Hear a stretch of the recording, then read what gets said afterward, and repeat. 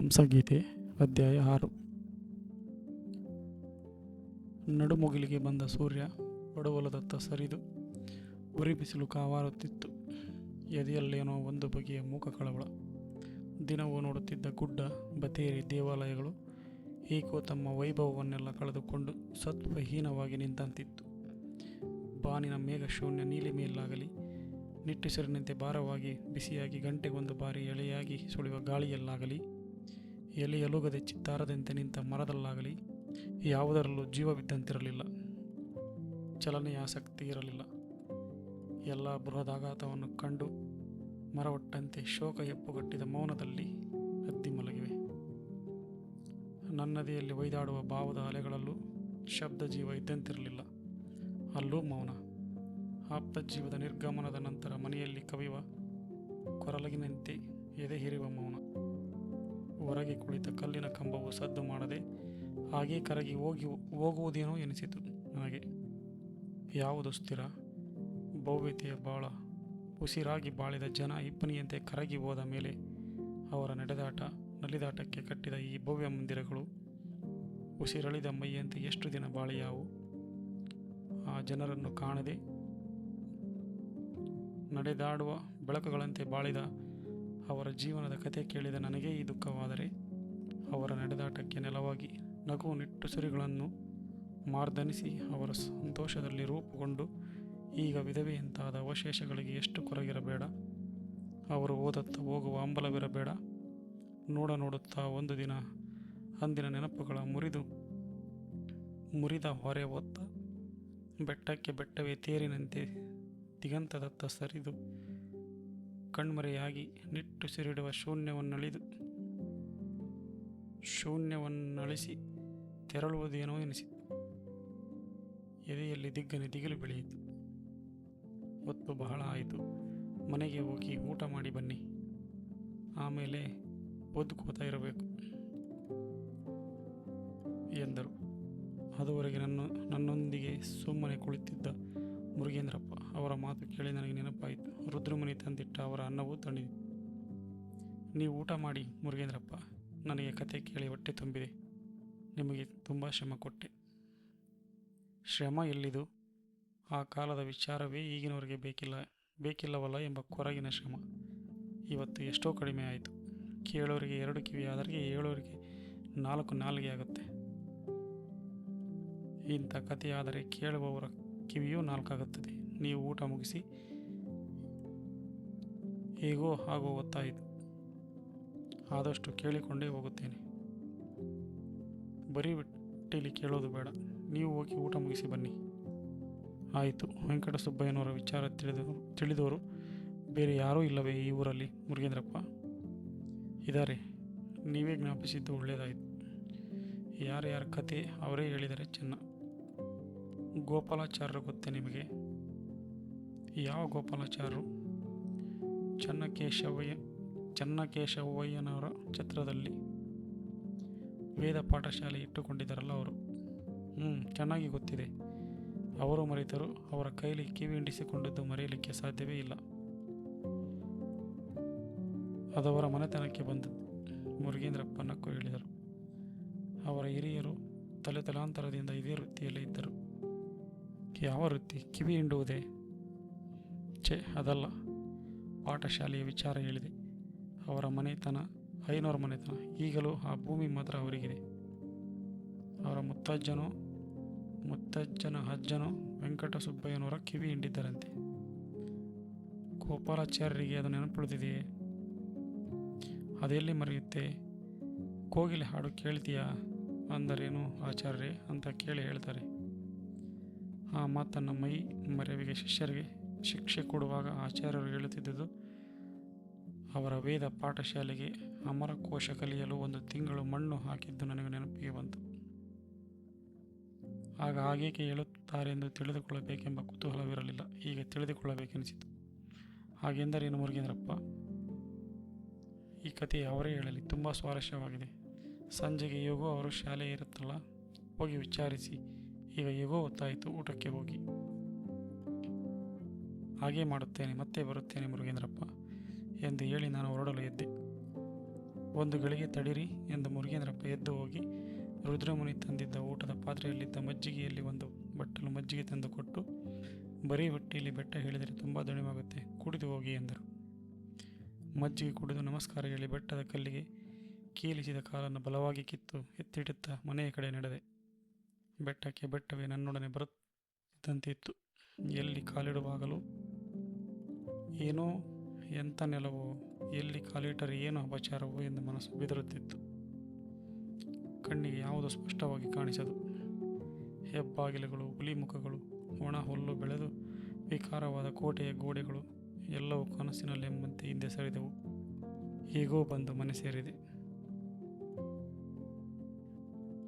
ಯಾರಾದರೂ ಆಪ್ತರು ಬರುವರೆಂದು ಹೋದ ದಿನ ಬೇಕೆಂದೇ ತಡ ಮಾಡಿ ಬರುವ ರೈಲಿನಂತೆ ಎಷ್ಟು ಹೊತ್ತಿಗೆ ಆಗುವುದೋ ಎಂದು ಆತುರದಿಂದ ಕಾದ ಸಂಜೆಯು ವಿರಾಮವಾಗಿ ನಡೆದು ಬರುವಂತಿತ್ತು. ಆ ದಿನ ಗಡಿಯಾರವನ್ನು ನೋಡಿ ನೋಡಿ ಬೇಸತ್ತು ಕಡೆಗೊಮ್ಮೆ ಅದು ಆಚಾರ್ಯರ ವೇದ ಪಾಠಶಾಲೆಯ ಆರಂಭವಾಗುವ ಹೊತ್ತನ್ನು ಸೂಚಿಸಿದ ಕೂಡಲೇ ಚನ್ನಕೇಶವಯ್ಯನವರ ಛತ್ರದ ಕಡೆ ಹೊರಟ. ಛತ್ರವನ್ನು ತಲುಪಿದಾಗ ಆಚಾರ್ಯರೇನೂ ಬಂದಿರಲಿಲ್ಲ. ನನ್ನ ಹಾಗೆ ಅವರ ಶಿಷ್ಯರು ಒಂದಿಬ್ಬರು ಬಂದು ಶಾಲೆಯ ಜಾಗವನ್ನು ಗುಡಿಸಿ ಆಚಾರ್ಯರು ಕುಳಿತುಕೊಳ್ಳುವ ಚಾಪೆ ಹಾಸಿ ಅವರು ಬರುವುದನ್ನೇ ಕಾಯುತ್ತಿದ್ದರು. ಸ್ವಲ್ಪ ಹೊತ್ತು ಕಾದ ಮೇಲೆ ಆಚಾರ್ಯರು ಬಂದರು. ನಾನು ಅವರ ಶಾಲೆಯನ್ನು ಬಿಟ್ಟು 10-12 ವರ್ಷವಾಗಿದ್ದರೂ ಆಚಾರ್ಯರು ಹೆಚ್ಚು ಬದಲಾಯಿಸಿರಲಿಲ್ಲ.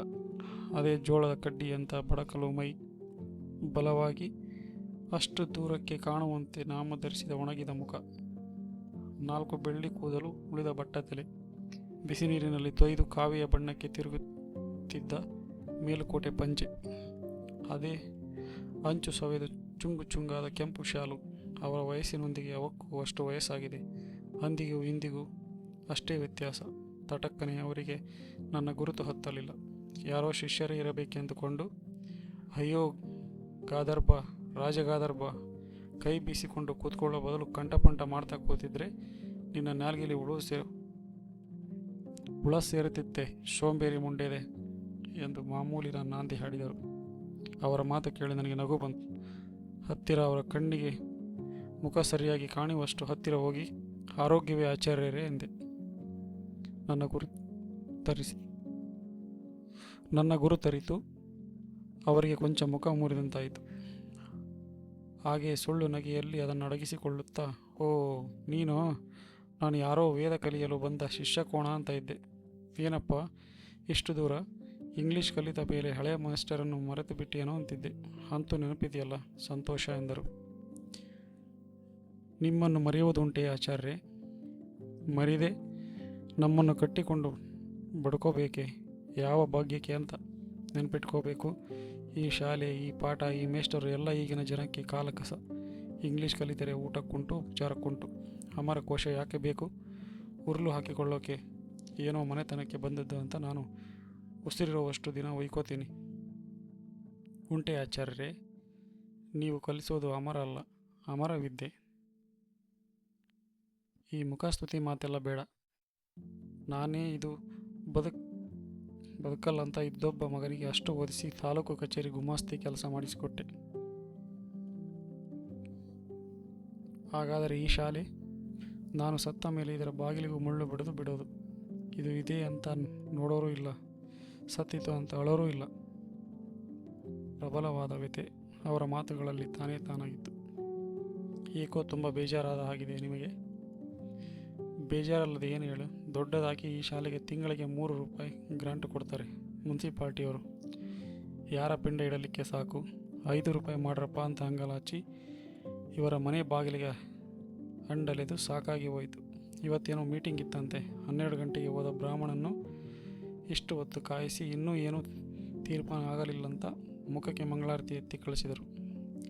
ಇನ್ನೇನಿದೆ ಅಂತ ಈ ಶಾಲೆ ಕಟ್ಟಿಕೊಂಡು ಮುಂಡ ಮುಚ್ಚಿಕೊಳ್ಳಲಿ. ದೇವವಿದ್ಯೆ ಇದನ್ನು ಕಲಿಸಿದರೆ ಇಹಕ್ಕೂ ಪರಕ್ಕೂ ಸಾಧನ ಅಂತ ಕಟ್ಟಿಕೊಂಡದ್ದು. ಸುಣ್ಣ ಕಟ್ಟಿಕೊಂಡು ಮಡುವಿಗೆ ಹಾರಿದ ಹಾಗಾಯಿತು. ಊರಿನವರಿಗೆ ಇದು ಬೇಡ, ಕಲಿಯೋರಿಗೆ ಬೇಕಿಲ್ಲ. ಎಲ್ಲ ಕಾಟಾಚಾರ. ಅಮರ ಕಲಿಸೋರಿಗೆ ಅರಮನೆಯಲ್ಲಿ ಮರ್ಯಾದೆ ಇದ್ದ ಕಾಲ ಇತ್ತು. ಈಗ ನೀನು ಯಾವ ಊರು ಗೌಡ ಅಂತ ಕೇಳೋರು ದಿಕ್ಕಿಲ್ಲ. ಆ ಕಾಲ ಹೋದಾಗಲೇ ಈ ಕಸುಬಿಗೂ ಎಳ್ಳು ನೀರು ಬಿಟ್ಟಿದ್ದರೆ ಮರ್ಯಾದೆಯಾಗಿತ್ತು. ಬಿಡಲಿಲ್ಲ. ಈಗ ಬಡ್ಕೋಬೇಕು.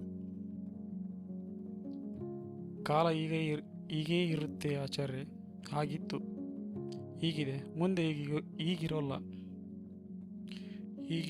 ಇನ್ನೂ ಹೊಲಸು ಕಂಡ ಹಾಗೆ ಇದೆ. ಹಾಲು ಕುಡಿದ ಮಗು ಬದುಕದೆ ಹೋದ ಮೇಲೆ ವಿಷ ಕುಡಿದ ಮಗು ಬದುಕುತ್ತೆ. ತಾಯಿ ಹಾಲು ಬೇಡ, ಶೀಶ ಹಾಲು ಬೇಕು ಅಂತ ಕೇಳೋ ಕಾಲ ಬಂದ ಮೇಲೆ ಏನೂ ಉಳಿಯಲ್ಲ. ದೇಶ ಕಂಡೋರು ಕಿತ್ಕೊಂಡ್ರು, ನಮ್ಮ ಬುದ್ಧಿ ವಿದ್ಯೆ ನಾವೇ ಕಳ್ಕೊಂಡಿದ್ದೀವಿ.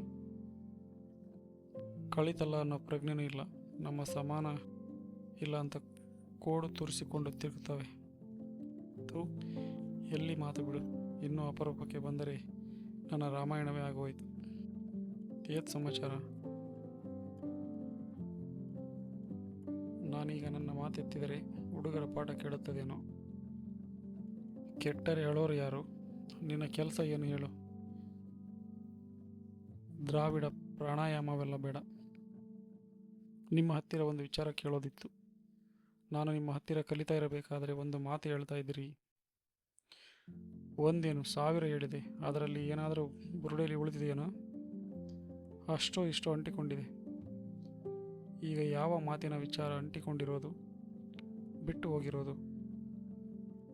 ಅಂಟಿಕೊಂಡಿರೋದೇ ಒಂದು ದಿನ ನೀವು ಅಮರ ಹೇಳಿ ಕೊಡ್ತಾ ಇರುವಾಗ ನಾನು ಎಲ್ಲೋ ನೋಡ್ತಾ ಇದ್ದಾಗ ಏನು ಕೋಗಿಲೆ ಹಾಡು ಕೇಳ್ತೀಯಾ ಅಂತ ಕಿವಿ ಹಿಂಡಿದ್ರಿ. ಹಾಗೆ ಯಾಕೆ ಹೇಳಿದ್ರಿ ಅಂತ ಕೇಳೋಣ ಅನ್ನಿಸ್ತು, ಅದಕ್ಕೆ ಬಂದೆ. ಅವತ್ತು ಕಿವಿ ಹಿಂಡಿದ್ದರ ಬಿಸಿ ಇವತ್ತು ತಟ್ಟಿದೆ, ಗಟ್ಟಿಯಾಗಿ ನಗುತ್ತಾ ಕೇಳಿದರು ಆಚಾರ್ಯರು. ಆಗ ನೋಡು, ಆ ವೆಂಕಟಾದ್ರಿನೂ ಕೋಗಿಲೆ ಹಾಡು ಕೇಳ್ತಾ ಇದ್ದಾನೆ. ಏನೋ ವೆಂಕಟಾದ್ರಿ, ಕಿವಿ ಏನನ್ನುತ್ತೆ ಎಂದು ಎಲ್ಲೋ ನೋಡುತ್ತಿದ್ದ ಶಿಷ್ಯನನ್ನು ಗದರಿದರು ಆಚಾರ್ಯರು. ಆ ಹುಡುಗ ತಟಕ್ಕನೆ ಚುರುಕಾಗಿ ಕಿವಿ ಸವರಿಕೊಂಡು ಅಮರಕೋಶ ನೋಡಲಾರಂಭಿಸಿದ. ಆ ಮಾತಿನ ಅರ್ಥ ಏನು ಆಚಾರ್ಯ? ಎಲ್ಲೋ ಓಬಿರಾಯನ ಕಾಲದ ಮಾತು. ಇವತ್ತು ನಿನಗೆ ಏಕೆ ಜ್ಞಾಪಕ ಬಂತು? ಆ ಮಾತು ನನ್ನ ನೆನಪಿಗೆ ಬರಲು ಕಾರಣವಾದ ಸಂದರ್ಭವನ್ನು ಮುರುಗೇಂದ್ರಪ್ಪನವರು ಹೇಳಿದುದನ್ನು ವಿವರಿಸಿದೆ. ಯಾವುದೋ ಹಳೆಯ ನೆನಪು. ಕಟ್ಟು ಸಡಲಿದ ನೀರು ನುಗ್ಗಿ ಬರುವಂತೆ ಸರಿದು ಬಂದು ಅವರ ಒಣಕಲ ಮುಖದಲ್ಲೂ ಏನೋ ಒಂದು ಮೃದುತೆ ಮೂಡಿತು.